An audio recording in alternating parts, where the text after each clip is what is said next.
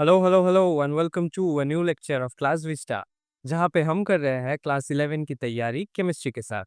आज है chemical bonding का लेक्चर नंबर 3। तो बिना किसी देरी के चलो शुरू करते हैं। तो पहले थोड़ा सा छोटा सा रिवीजन कर लेते हैं कि लास्ट लेक्चर में हम लोगों ने सीखा क्या था। लास्ट लेक्चर में हम लोगों ने वीएसएपीआर थ्योरी देखा था। ठीक है। वीएसएपीआर थ्योरी से हम लोगों ने बहुत सारा मॉलिक्यूल्स का शेप, बहुत सारे मॉलिक्यूल्स के बारे में, मतलब उनका शेप कैसा होता है वो सब देख लिया था। कैसे देख लिया था? जिसका जितना bond pair and lone pair का कॉन्सेप्ट हम लोगों ने समझ लिया। ठीक है। बॉन्ड पेयर लोन पेयर के कॉन्सेप्ट से हम लोगों ने बहुत सारा शेप देख लिया, लीनियर देख लिया। ठीक है। ऐसा लीनियर देख लिया। फिर क्या देख लिया? टेट्राहेड्रल देख लिया। वेरी इंपॉर्टेंट एक शेप। ठीक है। ए बस ये सब। बेल शेप देख लिया। वी शेप देख लिया। वी शेप देख लिया, किसका था? H2O का था वी शेप। ठीक है।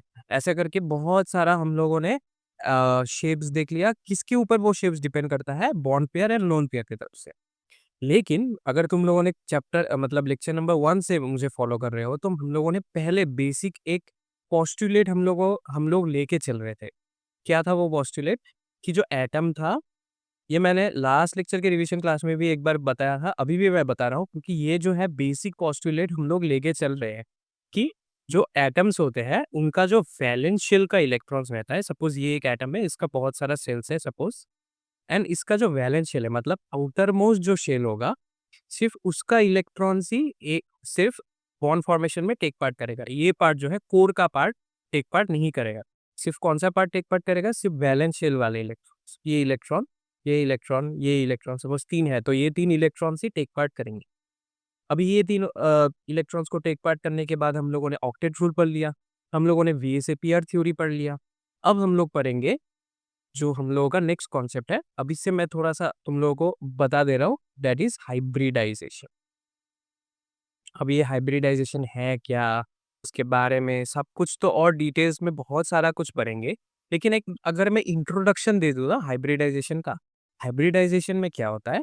एक्चुअली हमें पता था, हम लोगों ने chapter number 2 structure of atom में पढ़ रखा था कि एटम्स के अंदर में होता है डेफिनिट एनर्जी लेवल्स, जिसको हम लोग बोलते हैं शेल्स। शेल्स के अंदर क्या रहता है? शेल्स यानी ऑर्बिट्स के अंदर क्या रहता है? उसके अंदर रहता है ऑर्बिटल्स, राइट? अभी ये जो हम जब भी हम लोग वैलेंस शेल के इलेक्ट्रॉन्स के बारे में बात कर रहे हैं, अच्छे से सुनना, ठीक है? कि अगर हम लोग वैलेंस शेल के इलेक्ट्रॉन्स के बारे में बात कर रहे हैं, अभी वो तो डायरेक्टली शेल में नहीं होगा, क्योंकि शेल के अंदर भी सब डिवीजन है। शेल के अंदर भी हम लोग बोलते थे कि रूम्स है। ये जो रूम्स है वो क्या होता है? ऑर्बिटल्स होते हैं, राइट? ऑर्बिट्स के अंदर ऑर्बिटल्स होते हैं। तो मतलब इलेक्ट्रॉन्स ये ऑर्बिटल्स को ऑक्युपाई करके रखा है। ठीक है। अभी वीएसएपीआर थ्योरी में हम लोगों ने सिर्फ वैलेंस शेल के bond pair and lone pair के बारे में बात किया। किसके बारे में? सिर्फ वैलेंस शेल के बारे में। ठीक है। अभी हाइब्रिडाइजेशन में क्या होगा? हाइब्रिडाइजेशन में हम लोग देखेंगे ऑर्बिटल लेवल में। ठीक है। ऑर्बिटल लेवल में मतलब जो जहाँ पे इलेक्ट्रॉन्स पाने का पॉसिबिलिटी सबसे मैक्सिमम है, जहाँ जिस छोटे से कमरे में इलेक्ट्रॉन्स ऑक्युपाई करके रखते हैं एक एटम में, उन वैलेंस शेल के ऑर्बिटल्स के बारे में हम लोग जानेंगे। उस लेवल तक हम लोग पढ़ेंगे कि वहाँ पे बॉन्डिंग कैसा होता है। वहाँ पे अगर बॉन्डिंग समझ लिया तो ओवरऑल जो बॉन्डिंग है हम लोग समझ पाएंगे, है ना? अब फिर चलो हाइब्रिडाइजेशन क्या है इसके बारे में थोड़ा डिटेल में पढ़ाई कर लेंगे। चल, हाइब्रिडाइजेशन। अभी ये हाइब्रिडाइजेशन क्या है, थोड़ा-सा डेफिनेशन देख लेते हैं, ठीक है? हाइब्रिडाइजेशन में क्या दिया हुआ है? The process of mixing of pure ऑट एटॉमिक ऑर्बिटल्स। ठीक है? जो एटॉमिक ऑर्बिटल्स रहते हैं, एस, पीएक्स, पीवाई, पीज़ेड, ठीक है? ये सब जो एटॉमिक ऑर्बिटल्स रहते हैं ऑफ नियरली इक्वल एनर्जी। यहाँ पे फोकस करना नियरली, ठीक है? ये वेरी इंपॉर्टेंट एक वर्ड है, इसके बारे में मैं बाद में बात करूँगा अभी, ठीक है? energy and to redistribute that to produce same number of new orbitals। ठीक है? मतलब जो एटॉमिक ऑर्बिटल्स रहते हैं s, p x, p y, p z, d का जितना भी है 5 ऑर्बिटल्स रहते हैं डी में, पी में 3 ऑर्बिटल्स, एस में 1। तो ये जो ऑर्बिटल्स रहेंगे इन सबको हम लोग मिक्स करेंगे, ठीक है, एंड इक्वल नंबर ऑफ क्या करेंगे, नया ऑर्बिटल्स देंगे, ठीक है। उन सब ऑर्बिटल्स को क्या, उन सब ऑर्बिटल्स में कैरेक्टरिस्टिक्स क्या होगा कि they will be of same energy and identical shape. अच्छा, अभी क्या हो रहा है मैं अभी थोड़ा-थोड़ा समझा रहा हूँ, ठीक है? क्योंकि डेफिनेशन से मुझे पता है कि 99% बच्चों को समझ में नहीं आएगा कि यहाँ पे क्या बताने की कोशिश कर रहा हूँ मैं, ठीक है? तो देखो, एक्चुअली में क्या होता है, सपोज़ एक मैं मान लेता हूँ कि 2 शेल वाला एक एटम है। Suppose this is the nucleus, this is the first shell, this is the second shell, ठीक है? यही वैलेंस शेल है। तो यहाँ पे n इक्वल टू 2 है, ठीक है? सेकंड शेल है। सेकंड शेल में क्या होता है, सेकंड शेल में 2 सब शेल रहता है। क्या है? एक है s सब शेल एंड एक है p सब शेल, 2s एंड 2p। अभी p में भी 3 ऑर्बिटल्स रहेंगे, px, py and pz, right? px, py and pz। अभी ये जो है ना s and p, even though they belong to the same shell, ठीक है? अभी सेम शेल में सबका एनर्जी होना चाहिए सेम, लेकिन इन सब का एनर्जी सेम नहीं होता, ठीक है? इन सब का सेम नहीं होता। सपोज अगर मैं मान लूँ कि एनर्जी इस तरफ बढ़ रहा है, तो मान लो कि ये S है एंड ऑलमोस्ट सेम में ही है P, ठीक है? और P का भी अगर तुम ज़ूम करोगे ना, तो देखोगे कि PZ थोड़ा नीचे है and PX and PY are of all मतलब सेम सिमिलर लेवल में है। थोड़ा-सा 19-20 का फ़र्क है उन दोनों में। लेकिन PZ थोड़ा-सा नीचे है, ठीक है? या फिर PZ थोड़ा-सा ऊपर है, मतलब एनर्जी में थोड़ा हाई है। PX एंड PY में भी थोड़ा-सा मतलब छोटा-सा बहुत माइन्यूट डिटेल्स, थोड़ा बहुत ही नेग्लिजिबल है, लेकिन अगर हम लोग उस एटॉमिक लेवल में बात करेंगे ना, बहुत ही छोटे लेवल में जब हम लोग बात करेंगे, तब ये जो माइन्यूट डिटेल्स होता है, जिसको हम लोग नेग्लेक्ट कर देते हैं, वो ही बहुत बड़ा फैक्टर बन जाता है, ठीक है? तो अभी क्या करते हैं, ऐसे ही सपोज़ मान लो कि एस सबशेल है, ठीक है? एस सबशेल है, क्योंकि 2s यही अगर वैलेंस शेल अगर बॉन्ड फॉर्मेशन में टेक पार्ट कर रहा है, तो एस सबशेल का शेप कैसा है? स्फेरिकल है। पी सबशेल का कैसा? डम्बल। तो एक में ऑब्वियसली तुम देख सकते हो कि the tendency of an electron to form bonds, ठीक है, the tendency of an atom to form bonds s में और पी में थोड़ा सा डिफरेंट होगा। क्यों? शेप डिफरेंट है। सेकेंडली एनर्जी लेवल, मतलब एनर्जी डिफरेंट है, ठीक है, not energy level, energy is different, s and p में शेप इज डिफरेंट है, एनर्जी इज डिफरेंट। अभी इसमें हाइब्रिडाइजेशन का कॉन्सेप्ट लग जाता है। हाइब्रिडाइजेशन में होता क्या है, हाइब्रिडाइजेशन में हम लोग एस को लेते हैं, पी को लेते हैं एंड इन दोनों को मिक्स कर देते हैं एंड कुछ नया बनाते हैं, ठीक है, कुछ नया बनाते हैं।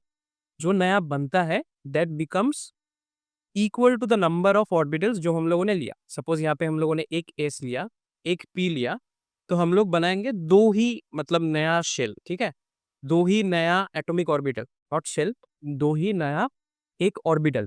These are not atomic orbitals, these are not shells, these are something new. एक नया वाला कॉन्सेप्ट आ गया, एक नया वाला चीज आ गया, ठीक है। ये जो हम लोग नया वाला चीज बनाएंगे, this new orbits are called as hybrid orbits. और ये जो हाइब्रिड ऑर्बिट्स बनेगा ना, अगर तुम एक एस ऑर्बिटल ले रहे हो और एक पी ऑर्बिटल ले रहे हो, p x p y p z जो भी ले रहे हो, तो क्या बनेगा? दो हाइब्रिड ऑर्बिटल बनेगा। क्यों? एक एस एक p, so we are taking two of the atomic orbitals, तो दो हाइब्रिड ऑर्बिटल्स। अगर हम लोग एक एस दो पी लेंगे, टोटल 3 अगर एटॉमिक ऑर्बिटल्स ले रहे हैं, तो 3 hybrid orbitals. They becomes of same number of nearly reduced to the same number of new orbitals. ठीक है? This produces the same number of new orbitals and उनका एनर्जी जो होगा ना, यहाँ पे एस का पी का थोड़ा सा डिफरेंट है, यहाँ पे सबका सेम होगा। जो हाइब्रिड ऑर्बिटल्स रहेगा ना, जो हाइब्रिड ऑर्बिटल्स रहेगा उनका सबका इक्वल एनर्जी होगा and their shape will be also equal, so that the tendency कि एक का ज्यादा होगा टेंडेंसी बॉन्ड फॉर्मेशन का और एक दूसरे का कम होगा, ऐसा कुछ कॉन्सेप्ट ही नहीं आएगा। इसमें सबको हम लोग मिक्स करके एक बना दिया, सेम एनर्जी बना दिया, आइडेंटिकल शेप बना दिया, सेम नंबर ऑफ बना दिया, ठीक है। तो किसी का टेंडेंसी कम नहीं हो जाएगा, किसी का टेंडेंसी ज्यादा नहीं हो जाएगा। इसी चीज को हम लोग हाइब्रिडाइजेशन बोलते हैं। और अच्छे से हम लोग जब इसका एप्लीकेशन पार्ट में जाएंगे तब और अच्छे से समझ पाओगे। तो अभी थोड़ा सा कंडीशंस देख लेंगे कि हाइब्रिडाइजेशन होने का कंडीशंस क्या है। तो कंडीशंस है, the orbitals present in the valence shell of the atoms are hybridised, मतलब सब ऑर्बिटल्स हाइब्रिडाइजेशन में टेक पार्ट नहीं करेंगे। सपोज एक एटम का वैलेंस शेल का नंबर है 2, तो वो टेक पार्ट करेगा। एक एटम का वैलेंस शेल का नंबर है 3, तो वो टेक पार्ट करेगा। डज नॉट मीन कि अगर 2 है तो शेल नंबर 1 का भी एटॉमिक ऑर्बिटल्स हाइब्रिडाइजेशन में टेक पार्ट कर रहा है, ठीक है। और अगर 3 है, सपोज 2 है, 1 एंड 2, तो सिर्फ इस शेल का ही टेक पार्ट करेगा। अगर 3 है तो सिर्फ इस शेल का ही टेक पार्ट करेगा, ये वाला पार्ट नहीं करेगा। क्योंकि वही कोर कॉन्सेप्ट हम लोगों का लग जा रहा है, क्योंकि हम लोगों ने लेक्चर नंबर 1 में ये पढ़ रखा था कि only the valence shell take parts, so obviously only the valence shell orbitals will take part, right. Next क्या है, the orbitals undergoing hybridization should have almost equal energy. क्या बोला था मैंने, ऑलमोस्ट इक्वल एनर्जी, यहीं पे उसका कॉन्सेप्ट आ जाता है, ठीक है। कि अगर उसका एनर्जी लेवल बहुत ही डिफरेंट होगा तो वो टेक पार्ट नहीं करेंगे, ठीक है। उनका ऑलमोस्ट इक्वल एनर्जी होना चाहिए हाइब्रिडाइजेशन होने के लिए। Next is promotion of electron is essential condition prior to hybridization. मतलब इसके बारे में जब हम लोग एप्लीकेशन वाला पार्ट देखेंगे ना, तब इसके बारे में थोड़ा सा और जान पाओगे, ठीक है। क्या होता है, पेयर्ड इलेक्ट्रॉन्स भी अनपेयर्ड हो जाता है, ठीक है। पेयर्ड से paired electrons will become unpaired, this will become unpaired. इसके बारे में जब हम लोग एप्लीकेशन वाला पार्ट करेंगे, ये जो चीज़ है, ये जो चीज़ है हम लोग एप्लीकेशन पार्ट में देखेंगे, ठीक है। लेकिन अभी से थोड़ा सा समझ जाओ कि जो पेयर्ड अप इलेक्ट्रॉन्स रहेगा एक एटॉमिक ऑर्बिटल में, वो खुल जाता है, वो अनपेयर्ड बन जाता है, ठीक है। Next is it is not necessary that only half filled orbitals will participate in hybridization. इसके बारे में भी 2-3 एक्सेप्शनल एग्जांपल्स हैं जो मैं आज कराने वाला हूँ। Later parts of the classes में तुम लोगों को पता चल जाएगा, वो भी एप्लीकेशन पार्ट में ही आएगा। ऑलमोस्ट ऑल कंडीशंस में क्या होता है, जो हम लोग जब भी बॉन्डिंग के बारे में बात करते हैं कि एक अनपेयर्ड इलेक्ट्रॉन दूसरे अनपेयर्ड इलेक्ट्रॉन के साथ मतलब अट्रैक्शन फोर्सेस बिल्डअप कर लेगा, and that is what we call as bonding, right. एक बॉन्ड फॉर्म हो गया। सपोज एक एटम है ए, इसका एक इलेक्ट्रॉन है, सपोज एक इलेक्ट्रॉन है यहाँ पे, ठीक है। यहाँ पे एक इलेक्ट्रॉन है which is unpaired, it will form attractive forces with another electron of the valence shell of another atom B. और हम लोग बोलेंगे कि ए एंड बी के बीच एक बॉन्ड बन गया, ठीक है, ठीक है। ए एंड बी के बीच एक बॉन्ड बन गया। लेकिन in case of hybridization it is not necessary always true कि अनपेयर्ड इलेक्ट्रॉन्स ही होना चाहिए। कभी कभार जो फील्ड ऑर्बिटल्स भी रहते हैं वो भी हाइब्रिडाइजेशन में टेक पार्ट करते हैं। इसके बारे में एप्लीकेशन वाले पार्ट में हम लोग एग्जाम्पल्स भी देखेंगे। अभी के लिए समझ जाओ कि सिर्फ अनपेयर्ड इलेक्ट्रॉन्स नहीं, कभी कभार क्या करता है, filled orbitals will also take part, ठीक है। Promotion is necessary and filled orbitals will take part, वो तो बाद में हम लोग एप्लीकेशन पार्ट में और अच्छे से समझेंगे। इन फर्स्ट 2 पॉइंट आशा करता हूँ कि तुम लोग समझ गए हो कि फर्स्ट 2 पॉइंट में क्या बताया। नेक्स्ट इज थोड़ा सा फीचर्स, हाइब्रिडाइजेशन का फीचर्स क्या है, ठीक है। मोबाइल खरीदने वक्त तो तुम लोग ने अच्छे अच्छे फीचर्स देख के ही खरीदे होगे। अभी हाइब्रिडाइजेशन को चूज करने के लिए, बॉन्डिंग का कॉन्सेप्ट समझने के लिए हाइब्रिडाइजेशन अगर चूज करोगे तो उसको भी फीचर्स जान लो, है ना। तो फर्स्ट क्या है कि the number of hybrid orbitals is equal to the number of atomic orbitals that get hybridized. वो तो हम लोगों ने बताया था कि अगर एक एस और एक पी होगा तो 2 हाइब्रिड ऑर्बिटल्स, एक 1s नहीं, मतलब 1s ऑर्बिटल, ठीक है। और अगर 1p ऑर्बिटल करेगा, इन दोनों के बीच अगर हाइब्रिडाइजेशन होगा तो 2 हाइब्रिड ऑर्बिटल्स बनेगा, ठीक है। अगर 2 करेगा तो 3 हाइब्रिड ऑर्बिटल्स, मतलब 2p करेगा और एक s आ जाएगा तो 3 hybrid orbitals, and so on and so fourth, ठीक है। जितना एटॉमिक ऑर्बिटल्स मिक्सअप हो रहा है उतना ही हाइब्रिड ऑर्बिटल्स प्रोड्यूस होगा। Next is the hybridized orbitals are always equivalent in energy. मतलब कैसा बताया था, ऑब्वियसली ये सब हम लोगों ने यहाँ पे हम लोगों ने सीख ही लिया है, सिर्फ वही फीचर्स यहाँ पे लिखा हुआ है, ठीक है। एस एंड पी का थोड़ा सा एटॉमिक ऑर्बिटल्स में डिफरेंस होता है एनर्जी में, लेकिन जब वो एस एंड पी मिक्स होके हाइब्रिड ऑर्बिटल्स बन जाएगा, they becomes similar in energy, right. They becomes their energy will become same. सब sp3, सब sp, मतलब एस एंड पी का मिक्सिंग, सब एस एंड पी का मिक्सिंग, सब एस एंड पी का मिक्सिंग, जितना भी पी आ जाएगा, ठीक है। यहाँ पे s suppose p x p y p z है, सो यहाँ पे सब मिक्स होके सिमिलर इक्वल एनर्जी में बन जाता है। Next is this hybrid orbitals are directed in space in some preferred direction to have minimum repulsion. ऐसा ही है, कि अगर बनाने के बाद अगर सपोज यहाँ पे 2 हाइब्रिड ऑर्बिटल्स है ना, ये 2 हाइब्रिड ऑर्बिटल्स ऐसे अरेंज होगा, इन दोनों में रिपल्शन कम होगा। ये रिपल्शन वाला फैक्टर तो हम लोगों ने मतलब सेकंड लेक्चर में कर लिया, लेक्चर नंबर 2 में कर लिया था। वीएसएपीआर थ्योरी से हम लोगों ने रिपल्शन वाले कॉन्सेप्ट को हम लोग ने जान लिया कि रिपल्शन कैसे होता है, एटॉमिक बॉन्ड पेयर और लोन पेयर में कैसे होता है। तो वही सेम चीज़ ये हाइब्रिडाइज्ड ऑर्बिटल्स में भी सेम चीज़ ही आएगा कि जब हाइब्रिड ऑर्बिटल्स बन जाएगा ना, तो उन दोनों में ऐसे अरेंजमेंट होगा 3D, वो उन लोगों में ऐसे रीअरेंजमेंट होगा कि वो दोनों क्या हो जाएगा, मिनिमम रिपल्सन करें, ताकि एक दूसरे के ऊपर मिनिमम रिपल्सन करें। ठीक है? यही है। Therefore this type of hybridization indicates the geometry of molecules. ठीक है? कि अगर हाइब्रिडाइजेशन हम लोगों को पता चल गया, तो जियोमेट्री ऑफ द मॉलिक्यूल्स भी हम लोगों को पता चल जाएगा डायरेक्टली। ठीक है? यहाँ पे बॉन्ड पेयर, लोन पेयर वाला वो जियोमेट्री का जितना भी चार्ट था, इसमें उसकी ज़रूरत नहीं है, सिर्फ हम लोगों को हाइब्रिडाइजेशन देखना है। हाइब्रिडाइजेशन से हम लोगों को जियोमेट्री पता चल जाएगा। ठीक है? टाइप ऑफ हाइब्रिडाइजेशन से जियोमेट्री पता चल जाएगा। अब ये टाइप ऑफ हाइब्रिडाइजेशन से जियोमेट्री कैसे पता चलेगा, इसके लिए ही नेक्स्ट है कि एस एंड पी ऑर्बिटल का हाइब्रिडाइजेशन कैसे होता है। मैं 2-3 एस एंड पी ऑर्बिटल का सिर्फ 3 होता है, ठीक है? 3 टाइप्स, दूसरे कलर से लिखता हूँ वरना येलो यहाँ पे नहीं आ जाएगा। 3 टाइप्स ऑफ हाइब्रिडाइजेशन होता है एस एंड पी के बीच, ठीक है? नंबर 1 अगर दे दूँ, दैट इज़ सिंपल, एक एस एक पी।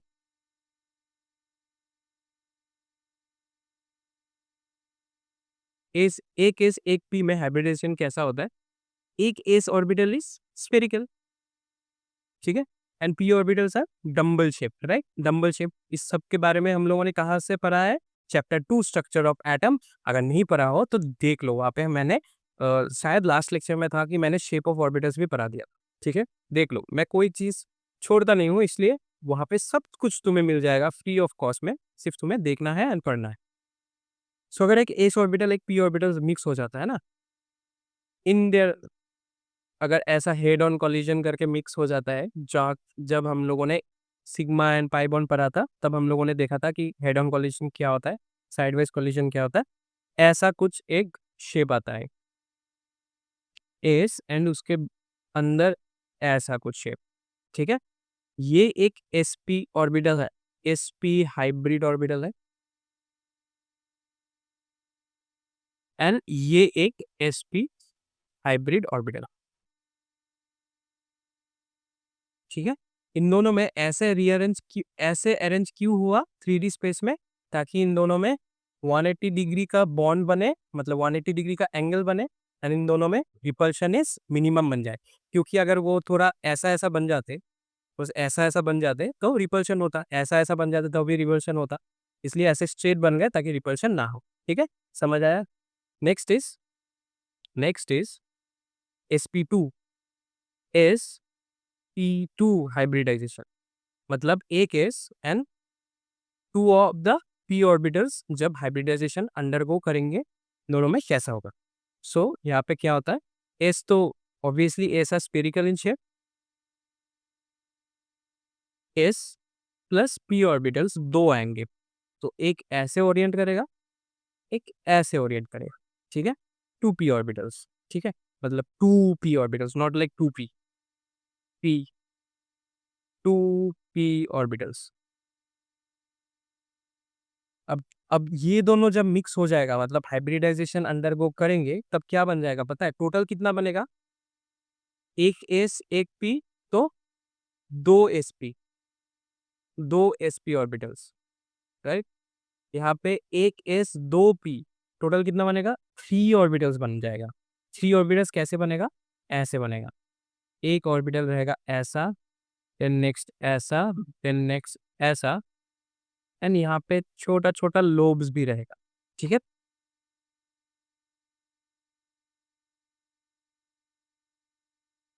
ऐसा, ठीक है? इन दोनों में एक-एक एंगल कितना बनेगा? 120 डिग्री का बनेगा। This is 1 sp2, this is 1 sp2 and this is 1 sp2 hybrid orbital. This is 1 sp2 hybrid orbital. ठीक है, समझ आया? और एक चीज़, sp हाइब्रिडाइजेशन में क्या कैसा बन गया शेप? ये बन गया लीनियर शेप, राइट? और sp हाइब्रिडाइजेशन में, sp2 में कैसा बन गया? sp2 में बन गया ट्रायगोनल प्लेनर शेप। क्यों काम आएगा? क्यों काम आएगा? क्योंकि हम लोगों ने देखा था लास्ट यहाँ पे कि द टाइप ऑफ हाइब्रिडाइजेशन से हम लोगों को पता चल जाता है कि जियोमेट्री कैसा होगा। अरे ये चला क्यों गया? Trigonal planar, trigonal planar shape आ गया है, ठीक है। ताकि अगर हम लोगों को पता चल जाए कि sp2 हाइब्रिडाइजेशन हो रहा है तो हम लोग बोल पाएंगे कि ट्रायगोनल प्लेनर है उसका जियोमेट्री। अगर हम लोगों को पता चल जाता है कि sp हाइब्रिडाइजेशन है तब लीनियर होगा, ठीक है। नेक्स्ट इज और एक होता है, 3 टाइप्स होता है ना, तो थर्ड टाइप क्या है? sp3। Third type is sp3 hybridization. इसमें क्या आ जाएगा? इसमें एक s orbitals and 3 of the p orbitals आ जाएगा। एक s orbital and 3 p orbitals. अब इसका ओरिएंटेशन कैसा होगा? इसका ओरिएंटेशन कुछ ऐसा रहेगा।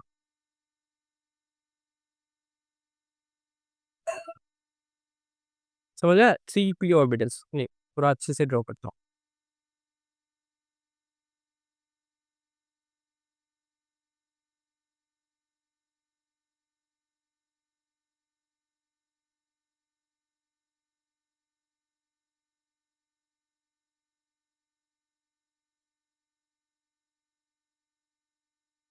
ठीक है, समझ आया कैसे हुआ? ये एक p ऑर्बिटल,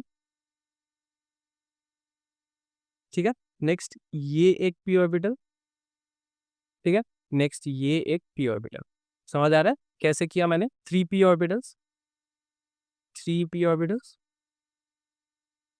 अभी इन अब ये दोनों अगर मिक्स हो जाएंगे तो कितना टोटल बनेगा? टोटल कितना बनेगा? टोटल हाइब्रिड ऑर्बिटल्स बनेगा 4, क्योंकि 3 p है, एक s है। टोटल हाइब्रिड ऑर्बिटल्स बनेगा 4। कैसे बनेगा? उनका जियोमेट्री कैसा होगा? ऐसा। एक लोब आ जाएगा ऐसा, नेक्स्ट ऐसा, नेक्स्ट ऐसा, और एक पीछे एक ऐसा लोब आ जाएगा, ठीक है। एंड यहाँ पे और लोब्स आ जाएंगे 1 2, यहाँ पे 3 और यहाँ पे 4, ठीक है।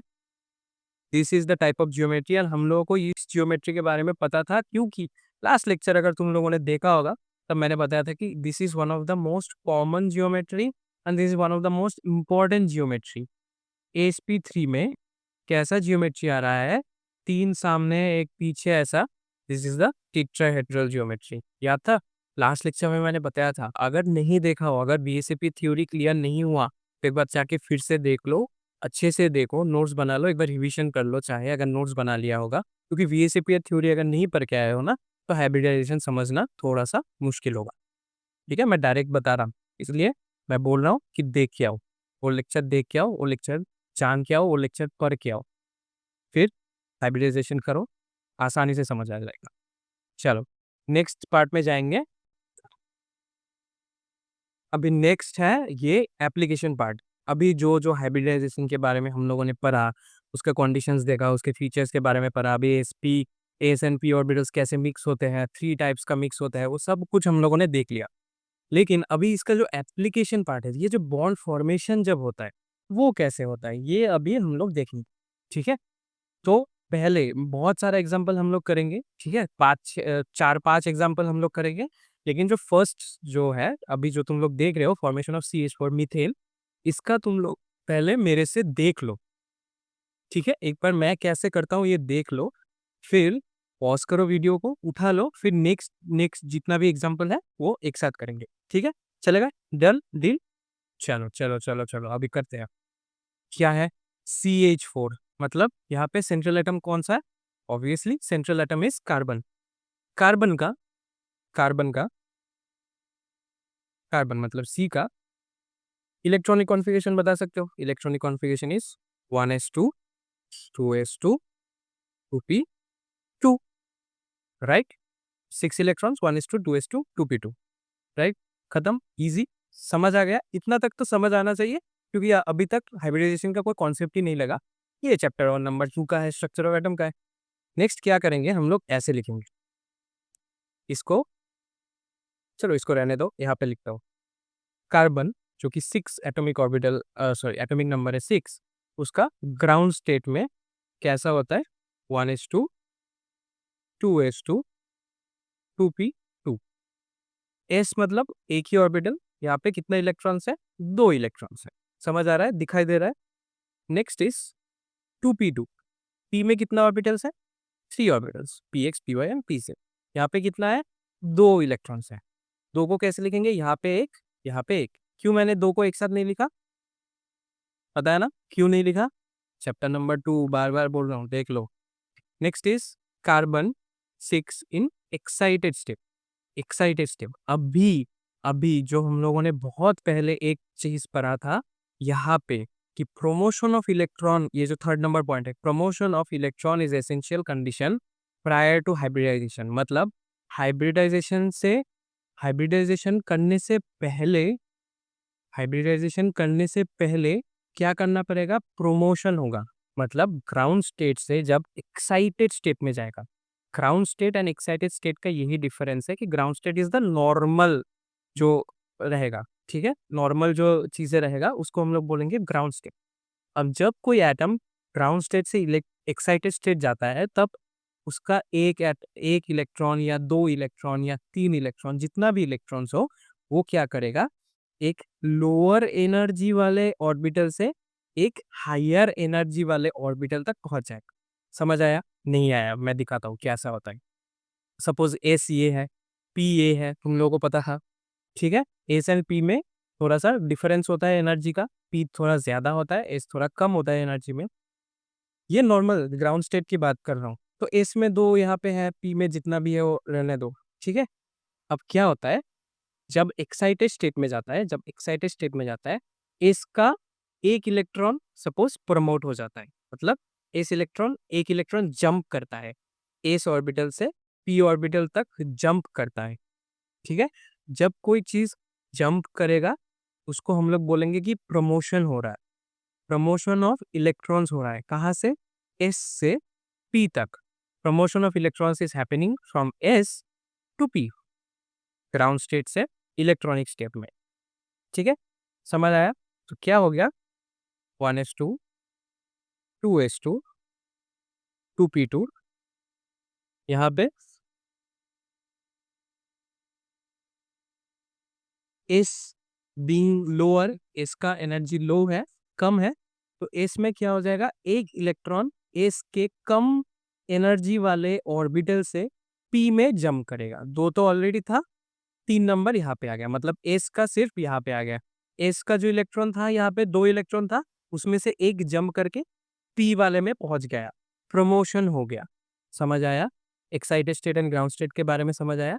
और एक चीज याद, मतलब नोटिस करना कि मैंने यहाँ पे ये जो 1s है, 1s2 1s 1 का एस ऑर्बिटल के बारे में मैंने ऊपर में कुछ नहीं रखा, 1s के प्रमोशन के बारे में भी कुछ नहीं किया।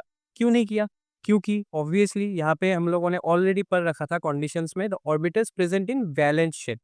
Obviously 1 is not the valence shell of carbon, second वाला शेल ही वैलेंस शेल है। तो 1s के बारे में तो हम लोग उसको देखेंगे ही नहीं, सिर्फ लिखेंगे, लेकिन उसके बारे में उसको हम लोग इन्वॉल्व नहीं करेंगे, ठीक है।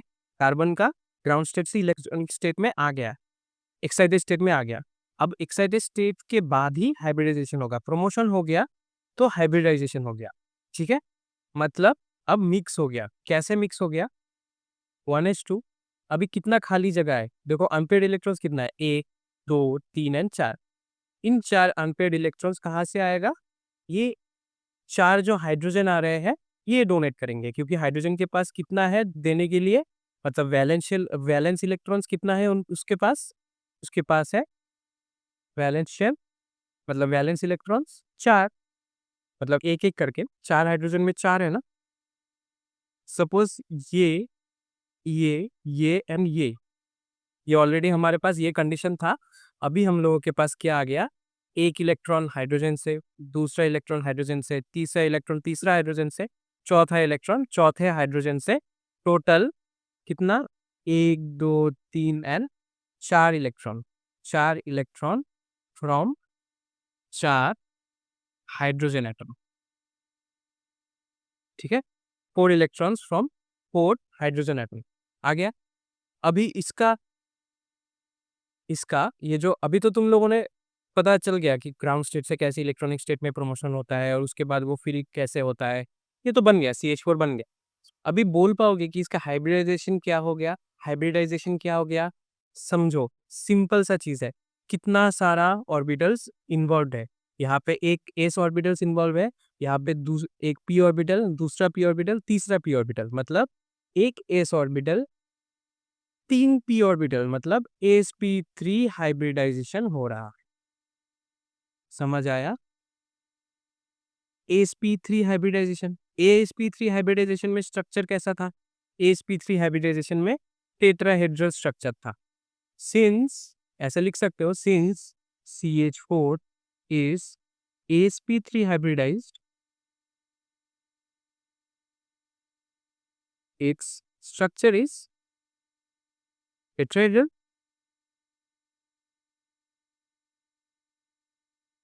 टेट्राहेड्रल। कैसा होगा स्ट्रक्चर? यहाँ पे central atom C, H, H, H and एक पीछे H, ऐसा स्ट्रक्चर होगा, है कि नहीं? sp3 हाइब्रिडाइजेशन हुआ, समझ आया कैसे हुआ, कैसे 4 इलेक्ट्रॉन्स आए H एटम से, पता हो गया। sp3 हाइब्रिडाइजेशन होने के बाद टेट्राहेड्रल आता है, वो तो हम लोगों ने आगे वाले टॉपिक में कर लिया। और ये जो इलेक्ट्रॉन ग्राउंड स्टेट से इलेक्ट्रॉनिक एक्साइटेड स्टेट में जाता है, कब कैसे प्रमोशन होता है, पता चल गया हो गया। तो formation of CH4 is almost clear, right right right. एक और एग्जांपल करते हैं और थोड़ा कॉन्सेप्ट को और बढ़ाते हैं, ठीक है? चलो, BeCl3 सिंपल है, सिंपल है कि नहीं? सेंट्रल एटम कौन सा है? B सेंट्रल एटम है, तो सेंट्रल एटम अगर B होगा, चलो नहीं नहीं, येलो वाला ही अच्छा है। बी अगर सेंट्रल एटम है, उसका इलेक्ट्रॉनिक कॉन्फ़िगरेशन कैसे लिखेंगे? 5 इज इट्स एटॉमिक नंबर, तो उसका ground state electronic configuration is 1s2 2s2 2p1। S में कितना? एक ही ऑर्बिटल, पी में कितना? 3 ऑर्बिटल, 1 2 3, ठीक है? एस में कितना इलेक्ट्रॉन्स प्रेजेंट है? 2 इलेक्ट्रॉन्स प्रेजेंट है। पी में कितना? 1 electron. Simple simple, easy easy easy, समझ आया? ठीक है, नेक्स्ट। अभी क्या हो गया? एक्साइटेड स्टेट प्रमोशन होगा। किसका प्रमोशन होगा? 1 का, 1 से इलेक्ट्रॉन प्रमोशन होगा क्या? नहीं होगा। क्यों नहीं होगा? वो तो वैलेंस शेल है ही नहीं, उसका वो तो वैलेंस शेल वाला ऑर्बिटल है ही नहीं। किसका होगा? 2s या 2p वाला ही होगा। अब 2s और 2p में से कौन सा मतलब लोअर एनर्जी है? पता है हम लोगों को कि s लोअर एनर्जी है, तो उससे ही प्रमोशन होगा। कितना प्रमोशन होगा? कितना चाहिए? देखो, क्लोरीन आ जाएगा 3, तो एक ही प्रमोशन होने से तो चल जाएगा ना। एक अगर मैं p को दे दूं, एक अगर मैं p को दे दूं, हो गया ना?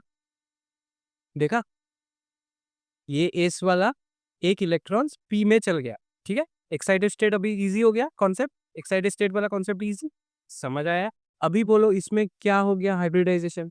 कितना कितना s आ गया? एक s, और कितना p आ गया? 2p। एक s 2p, मतलब sp2 हाइब्रिडाइजेशन। सिंपल, सिंपल सा चीजें हैं, सिंपल से हम लोग लिखेंगे, सिंपल से मार्क्स हम लोगों को मिल जाएगा। और आ क्या रहा है? 3 क्लोरीन एटम आ रहा है। 3 क्लोरीन एटम कितना इलेक्ट्रॉन्स डोनेट कर सकता है? 3 ही डोनेट कर सकता है। एक क्लोरीन एटम एक ही इलेक्ट्रॉन डोनेट करता है, 2s एंड 2p, ठीक है?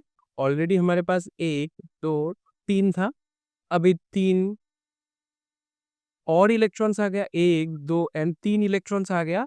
कहाँ से? ये 3 इलेक्ट्रॉन्स कहाँ से आया? ऐसे निकाल देता हूँ। ये 3 इलेक्ट्रॉन्स कहाँ से आया? 3 electrons from 3 Cl atoms, right? 3 chlorine atom से 3 Cl एटम्स आ गया, सॉरी 3 इलेक्ट्रॉन्स आ गया, और ये फिल अप हो गया एंड BCl3 फॉर्मेशन हो गया। अभी इसमें क्या हो गया? Since it is sp2 hybridised, अब इसका जियोमेट्री कैसा होगा बोलो? sp2 हाइब्रिडाइज होगा तो geometry, geometry is simple trigonal planar, है नहीं? ट्रायगोनल प्लेनर, इसके बारे में हम लोगों ने पढ़ लिया है। ट्रायगोनल प्लेनर होगा तो कैसा होगा? बी सेंट्रल एटम, क्लोरीन एक यहाँ पे, एक यहाँ पे, एक यहाँ पे, सिंपल, समझ आया? BCl3 CH4, ये दोनों का मैंने कर दिया, ठीक है? अभी नेक्स्ट वाले एग्जांपल में चलेंगे, एक साथ करेंगे, ठीक है? नेक्स्ट वाला एग्जांपल NH3, इसको कैसे करेंगे? सिंपल सा चीज है, पहले सेंट्रल एटम कौन सा है देख लो, कौन सा दिख रहा है? N, नाइट्रोजन, ऑब्वियसली नाइट्रोजन होगा सेंट्रल एटम, ठीक है? अभी सेंट्रल एटम नाइट्रोजन का atomic number is 7, ground state में होगा तो उसका electronic configuration is 1s2 2s2 2p3, 2s में एक, 2p में 3 ऑर्बिटल्स, 2s में 2 फिलअप है, 2p में 3 फिलअप है, 1 2 एंड 3। सिंपल ग्राउंड स्टेट तो हम लोग लिख देंगे झटपट झटपट। Next is excited state. Excited state कैसे लिखेंगे? एक्साइटेड स्टेट में सिंपल सा चीजें हैं। कहाँ से जाएगा? एस से जाएगा या पी से जाएगा? अभी यहाँ पे थोड़ा डिफरेंट कॉन्सेप्ट आने वाला है। क्या है? देखो, अगर सपोज मान लेते हैं कि प्रमोशन होगा, सपोज मान लेते हैं कि प्रमोशन हो गया, ठीक है, suppose this is not is happening, but अगर मान लेते हैं कि 2s से जहाँ पे फील्ड है 2p जो कि हाफ फील्ड है उसमें चला गया, एक इलेक्ट्रॉन आके, सॉरी हाफ फील्ड है, एक इलेक्ट्रॉन आके सपोज यहाँ पे बैठ गया, तो क्या बन गया? यहाँ पे भी एक हाफ फील्ड और यहाँ पे एक तो फील्ड हो गया और 2 हाफ फील्ड बन गया। मेरे पास पहले कितना था? 3 हाफ फील्ड था, जो कि इज एनफ, 3 एज को एकोमोडेट करने के लिए एनफ है। फिर से हम लोगों को क्या बन गया? 3 ही बन गया। तो भी इसमें प्रमोशन की जरूरत है? अगर वहां पे मैंने क्या किया, यहाँ पे क्या था, यहाँ पे सिर्फ एक ही अनपेयर्ड था, यहाँ पे मैंने प्रमोशन करके 3 अनपेयर्ड बना दिया, क्योंकि 3 क्लोरीन एटम आने वाले थे, ठीक है, रूम में जगह बनाया ताकि, क्योंकि गेस्ट्स आने वाले थे, है ना। और सॉरी ज्यादा आगे बढ़ गया मैं। यहाँ पे भी CH4 में भी क्या किया कि 4 गेस्ट आने वाले थे, 4 हाइड्रोजन आने वाले थे, और यहाँ पे हमारे पास रूम था सिर्फ 2, 2 अनपेड इलेक्ट्रॉन ही था, यहाँ पे रूम था सिर्फ 2। तो क्या किया हम लोगों ने? एक को प्रमोट कर दिया, बोला कि तुम उस रूम में चले जाओ, ताकि यहाँ पे 4 रूम ही खाली हो जाए एंड यहाँ पे 4 हाइड्रोजन आ सके। यहाँ पे भी 3 क्लोरीन आने वाले थे, इसलिए 3 रूम को खाली कर दिया, मतलब 3 अनपेड इलेक्ट्रॉन बना दिया। अभी यहाँ पे 3 ही हाइड्रोजन आने वाले थे एंड 3 ही ऑलरेडी हमारे पास खाली रूम्स है, तो इसमें प्रमोशन की जरूरत है नहीं है। डायरेक्ट लिख देंगे कि 2s2 है, इसमें नो प्रमोशन,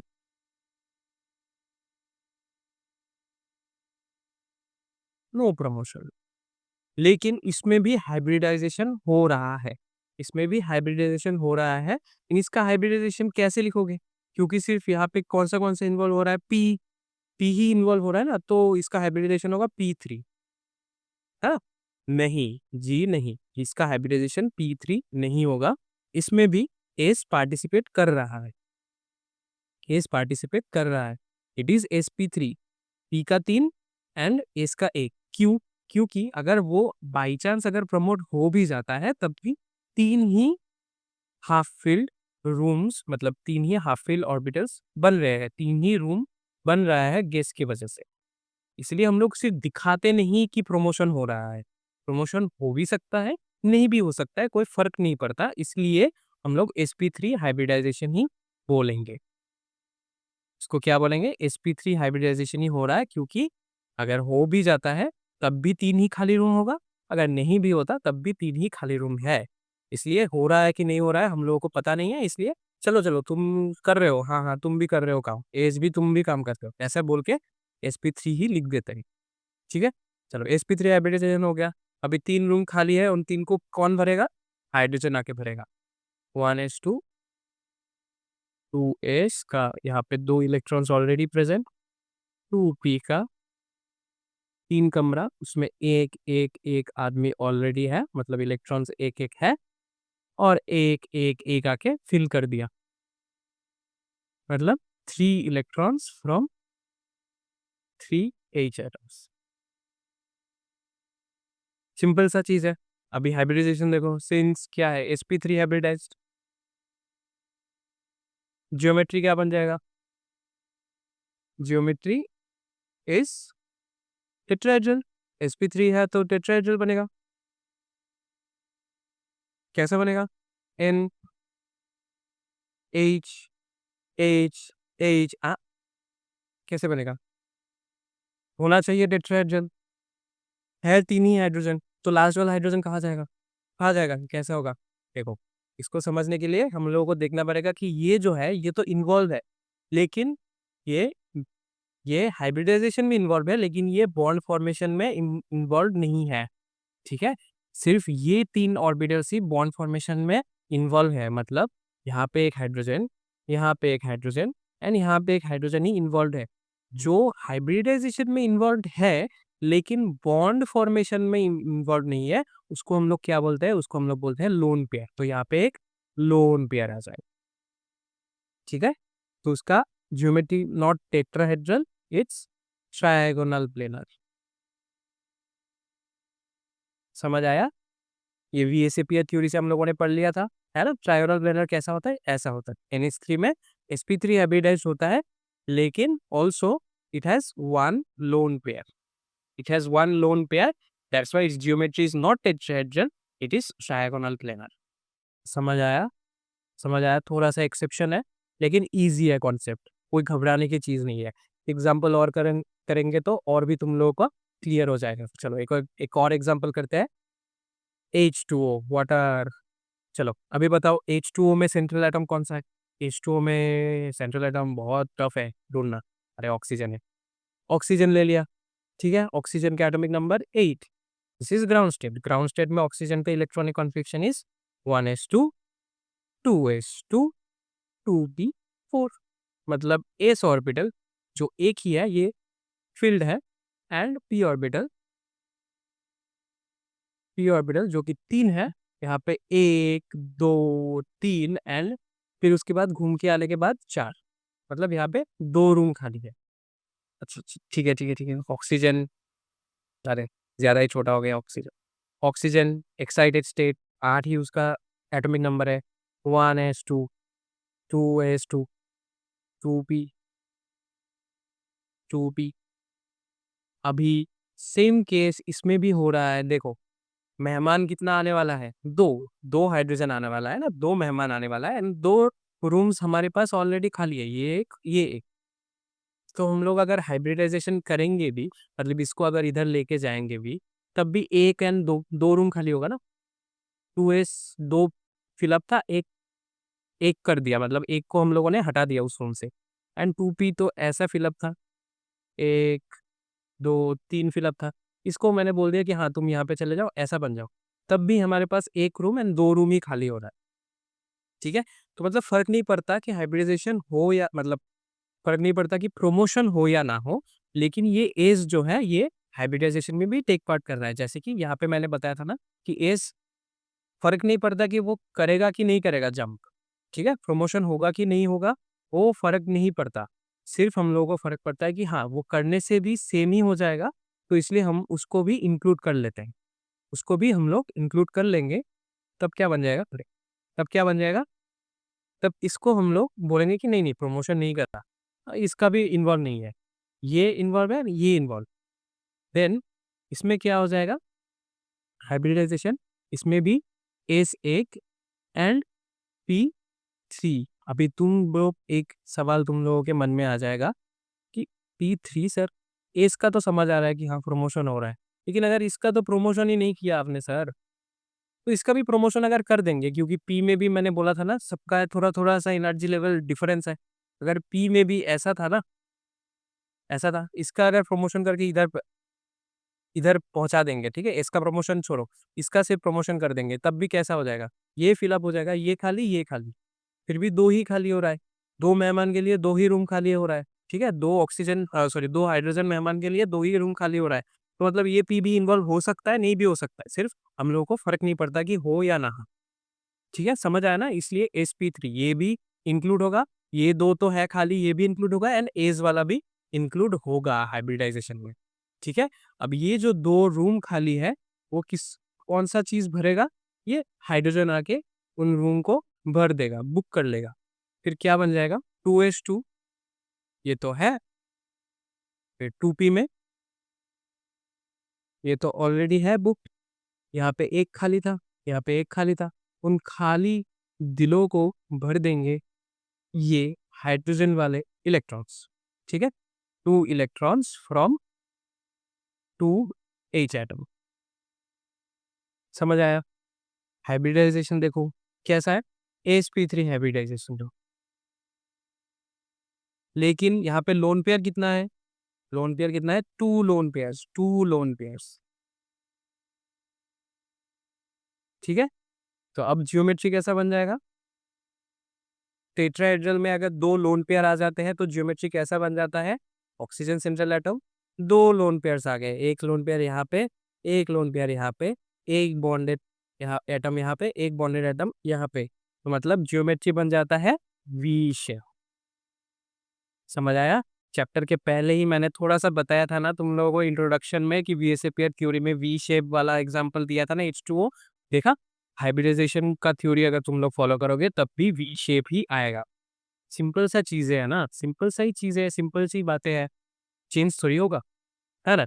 चलो एक और एग्जांपल करते हैं, लास्ट एग्जांपल अब हम लोग करेंगे और फिर मैं तुम्हें 2-3 होमवर्क दे दूँगा, जो तुम लोग करोगे और उसका आंसर शीट तुम लोगों को उसके बारे में तो बाद में बताऊँगा, तुम लोगों को पता ही है कहाँ पे मिल जाएगा, टेलीग्राम चैनल में, है ना? चलो PCl5 वाला देखते हैं।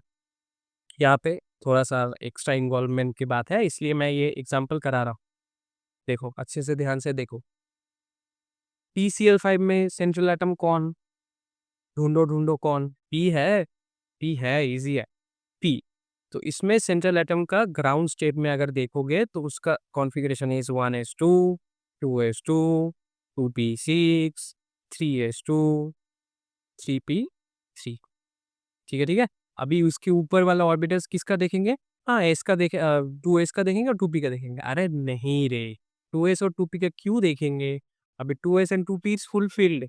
नेक्स्ट वैलेंस शेल कौन-सा है? 3 वाला है, 3s एंड 3p।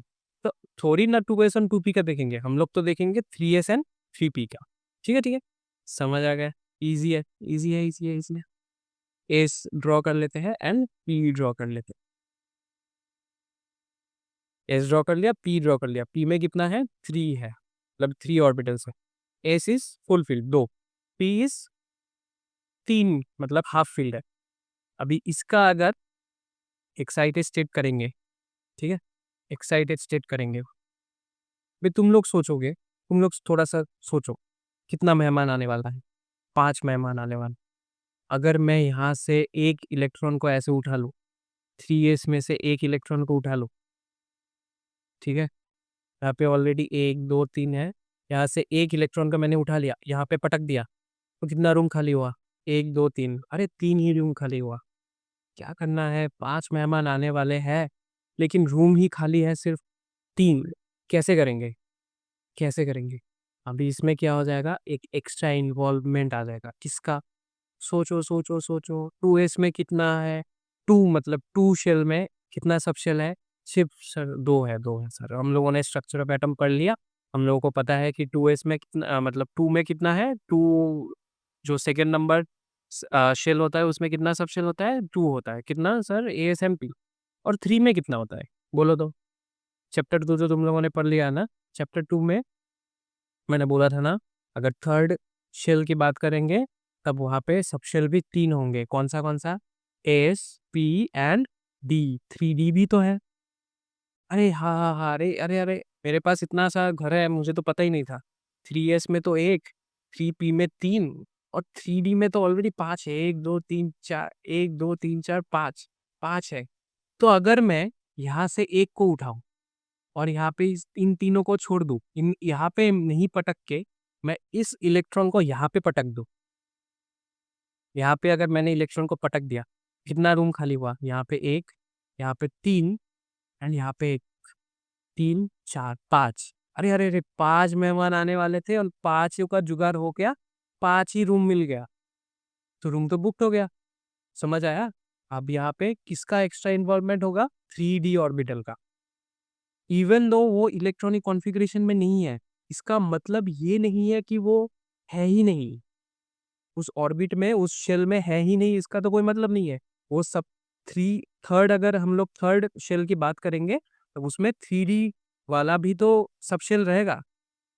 तो उसको हम लोग यूज़ तो कर सकते हैं, वो स्पेयर रूम जो है, उसको हम लोग यूज़ तो कर सकते हैं। तो इसीलिए ऐसे यूज़ करेंगे 1s2, 2s2, 2p6, 3s का एक हम लोग उठा लेंगे, ठीक है?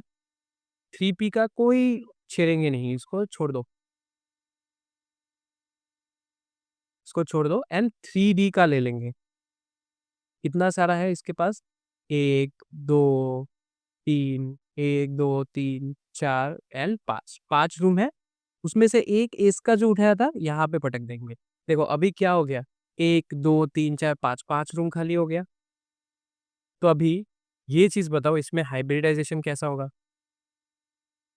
इसमें हाइब्रिडाइजेशन कैसा होगा? एक एस 3 पी 1 डी, एक एस 3 पी 1 डी, मतलब AsP3D हाइब्रिडाइजेशन। अरे सर, इसके बारे में तो आप लोगों ने पहले नहीं बताया। चीटिंग करता है सर। सर आप चीटिंग करते हो, इसके बारे में तो हम लोगों को पता ही नहीं था। अरे पता कैसे नहीं होगा, स्ट्रक्चर ऑफ एटम पढ़ा है कि नहीं पढ़ा है? बार बार बोल रहा हूँ, स्ट्रक्चर ऑफ एटम पढ़ो, ऑर्बिट और ऑर्बिटल्स के बारे में पता करो, फिर तो समझ में आ जाएगा ना। इसलिए तो मैंने बॉन्डिंग को इतनी देर तक नहीं पढ़ाया, डायरेक्टली नहीं पढ़ाया, सब खत्म होने के बाद में वो बॉन्डिंग को शुरू किया, इसलिए ताकि तुम्हें सब कॉन्सेप्ट पता चल जाए और बॉन्डिंग का कॉन्सेप्ट को ईजी हो जाए तुम्हारे लिए। अभी ये 5 रूम कौन फिलअप करेगा? क्लोरीन का एक एक करके जो वैलेंस इलेक्ट्रॉन्स है वो फिलअप करेंगे। CS में एक है, 3p में 3 ऑर्बिटल्स, तीनों में एक एक करके है, एंड 3d में 5 ऑर्बिटल्स, 1 2 3 4 5, इसमें एक है। अब ये पांचों रूम को फिलअप करेगा एक एक करके एटम्स, किसका? वैलेंस इलेक्ट्रॉन्स किसका? नॉट एटम्स, वैलेंस इलेक्ट्रॉन्स किसका? क्लोरीन का। 1 2 3 4 5, 5 इलेक्ट्रॉन्स फ्रॉम 5 क्लोरीन एटम्स। ठीक है।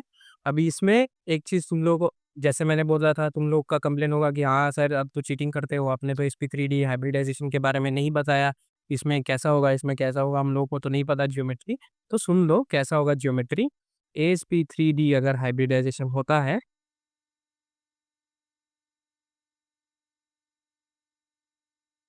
तब उसमें ज्योमेट्री होगा ट्रायगोनल बाइपिरामिडल। ठीक है, ट्रायगोनल बाइपिरामिडल। चलो नेक्स्ट पेज में ड्रॉ कर देता हूँ। Central atom is P, then chlorine, trigonal bipyramidal में क्लोरीन क्लोरीन क्लोरीन, देन एक यहाँ पे क्लोरीन एंड एक यहाँ पे क्लोरीन, ऐसा होगा। ठीक है। और एक चीज वेरी इंपॉर्टेंट फॉर बोर्ड्स के students, is a very important question. यहाँ पे जो इस इन दोनों बॉन्ड को हम लोग बोलते हैं एक्सियल बॉन्ड्स। ठीक है। एंड ये जो है, सॉरी, ये जो है, ये वाला एंड ये वाला, इसको हम लोग बोलते हैं इक्वेटोरियल बॉन्ड्स। ठीक है। याद रखना, एक्सियल बॉन्ड का जो लेंथ होगा, एक्सियल बॉन्ड लेंथ जो होगा, it is greater than equatorial bond का लेंथ।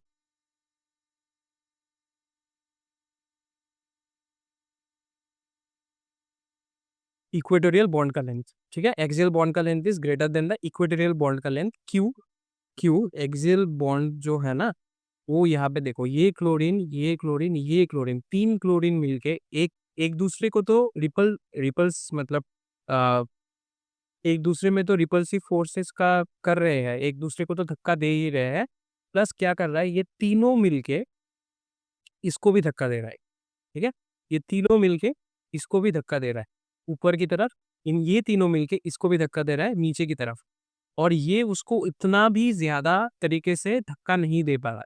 ठीक है, ऊपर का जो क्लोरीन है, ये जो क्लोरीन है, ये जो क्लोरीन है, ये इतना भी धक्का नहीं दे पा रहा है इन तीनों क्लोरीन के वजह से। क्यों? यहाँ पे 3 है, यहाँ पे 1 है, यहाँ पे 1 है, तो obviously 1 can not defeat the 3, right. ये एक अकेला बंदा कैसे तीन तीन का मिला तीनों का मिलाने वाला मतलब स्ट्रेंथ को कैसे हराएगा, है ना। 3 का स्ट्रेंथ एक साथ लग रहा है तो वो हरा नहीं पाएगा। तो वो क्या कर जाएगा, अच्छा अच्छा ठीक है ठीक है, तुम लोग जीत गए, मुझे और थोड़ा धकेल दो। ठीक है, वो और थोड़ा मतलब लंबा हो जाएगा उन दोनों में क्लोरीन का लेंथ। इसका भी सेम सेम कॉन्सेप्ट इसमें भी लगेगा, इसका भी थोड़ा नीचे धकेल देगा, क्योंकि यहाँ पे 3 लोगों का एक साथ मतलब 3 क्लोरीन का एक साथ स्ट्रेंथ लग रहा है, और यहाँ पे बेचारा एक क्लोरीन कैसे उसके साथ compete कर पाएगा, है ना। इसलिए याद रखना, क्यों? क्योंकि because axial bond pairs suffers more repulsive force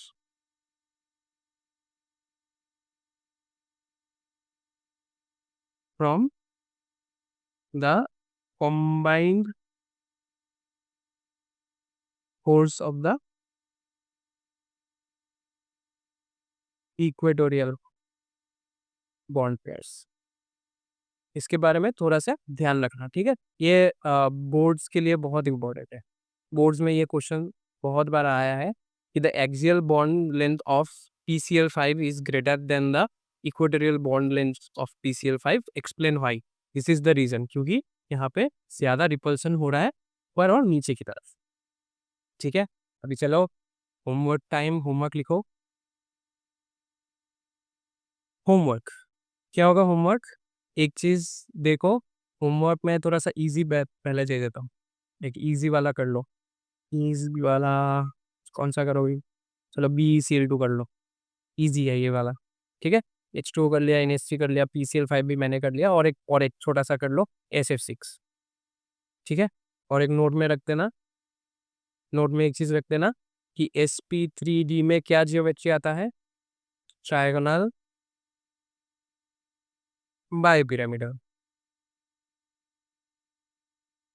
और sp3d2 अगर आ जाए किसी चीज में, आ भी सकता है, sp3d2 अगर आ जाए तब वो क्या बन जाता है? हेक्सागोनल, ठीक है? हेक्सागोनल शेप आता है उसमें। चल अभी लास्ट जो चीज है, समरी। इस समरी क्या हो गया? आज हम लोगों ने क्या सीखा समरी में? आज हम लोगों ने बहुत सारा चीजें सीखा कि हाइब्रिडाइजेशन क्या होता है, हाइब्रिडाइजेशन कैसे होता है, मतलब कब होता है, कंडीशन सीख लिया, ठीक है? और क्या सीख लिया? उसका फीचर्स सीख लिया, और एसपी वाला भी सीख लिया, एसपी कैसे मिक्स होता है, एसपी मिक्सिंग कैसे होता है, ठीक है? कैसे कैसे होता है? एक लीनियर वाला होता है ऐसा, एक होता है ट्रायगोनल वाला, है ना? एक होता है ट्रायगोनल वाला ऐसा, और एक होता है टेट्राहेड्रल वाला। तीनों का ही हम लोगों ने सीख लिया, ठीक है? और क्या सीख लिया? एग्जाम्पल्स कर लिया। जो एप्लीकेशन पार्ट हम लोग बोल रहे थे ना, तब बहुत टाइम से डिस्कस कर रहे थे कि एप्लीकेशन पार्ट क्या है, बहुत सारे एग्जाम्पल्स कर लिया, और दो दो तो मैंने होमवर्क भी दे दिया, ठीक है? अभी ये जो एग्जाम्पल्स है, ये जो हाइब्रिडाइजेशन है, इसका कंडीशन है, फीचर्स है, is a very important for higher classes also, for your boards exam also, for your competitive exam, NEET, JEE focused अगर तुम लोग पढ़ोगे ना, तो VSAPR थ्योरी एंड ये हाइब्रिडाइजेशन एंड नेक्स्ट जो हम लोग पढ़ेंगे नेक्स्ट क्लासेस में, दिस इज वेरी इंपॉर्टेंट, ठीक है? वो ऑक्टेट रूल वाला उतना भी नहीं आता, because these are the basic things. Octet rule वाला तो बेसिक थिंग्स है, आएगा क्वेश्चंस VSAPR थ्योरी से, हाइब्रिडाइजेशन से। नेक्स्ट जो लेक्चर में हम लोग पढ़ेंगे, और एक थ्योरी पढ़ेंगे, उसके ऊपर से आएगा, ठीक है?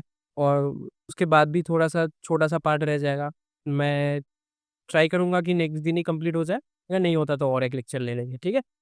टेंशन लेने की ज़रूरत नहीं है, थोड़ा सा ही और बाकी है, ऑर्गेनिक केमिस्ट्री का पोर्शन है, वो मैं जितना जल्दी हो सके वन शॉट्स भी ला सकता हूँ, और मैं कंप्लीट करा दूंगा, ठीक है? और जाने से पहले thank you all for joining. जैसा कि मैं हर बार बोलता हूँ कि अगर वीडियो अच्छा लगे तो लाइक कर दो, शेयर कर दो एंड सब्सक्राइब कर दो। अगर अच्छा लगे तो ही लाइक करना, और अगर ज़्यादा अच्छा लगे तो शेयर कर देना अपने दोस्तों के साथ, उनका भी हेल्प थोड़ा हो जाएगा। और सब्सक्राइब तो करते ही जाना, ठीक है? Subscribe is very important, and bell वाला आइकन भी दबा दो ताकि तुम्हें पता चल जाए कि कब नया वीडियो आने वाला है, ठीक है? एंड ऑल्सो अगर कोई चीज़ तुम्हें समझ में नहीं आ रहा है, कोई चीज़ के लेके डाउट है, तो उसको फीडबैक में दे दो, कमेंट सेक्शन में फीडबैक दो। फीडबैक कहाँ दोगे? ऑब्वियसली कमेंट सेक्शन में दोगे, है ना? फीडबैक दो कमेंट सेक्शन में। ऑल्सो इस चैप्टर का जो लेक्चर नोट्स है एंड जो होमवर्क का जो लेक्चर इस चैप्टर का जो लेक्चर नोट्स होगा, वो कहाँ पे मिलेगा? तुम लोगों को टेलीग्राम में। और होमवर्क का सॉल्यूशन भी कहाँ पे मिलेगा? टेलीग्राम में। टेलीग्राम क्या है पता है ना?